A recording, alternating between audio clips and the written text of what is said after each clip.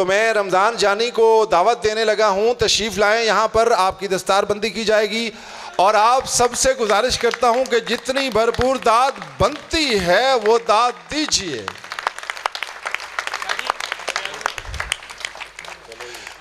रमज़ान जानी हमारा खूबसूरत सिंगर, खूबसूरत फनकार, और इसने अपने ज़माना तालिब इल्मी में इस मिथ की नफ़ी कर दी है कि बड़े शहरों में ही सिर्फ फनकार पैदा होते हैं। इसके लिए ये दाद अलग से बनती है कि इसने एक बैकवर्ड इलाके में एक सहराई कबीले से ताल्लुक़ है सग़ीर, मुझको आती थी वफ़ा मैंने वफ़ादारी की। ये सहराई कबीले से ताल्लुक़ रखने वाला बच्चा, उसने अपने आप को मनवाया है और अब लोग इसको बतौर सिंगर मानते हैं। तूने समझा ही नहीं मेरी मोहब्बत का मिजाज,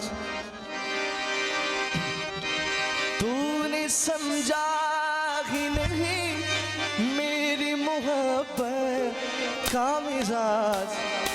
मैं तेरी सोच से आगे भी तो जा सकता हूँ, मैं तेरी सोच से आगे भी तो जा सकता हूँ।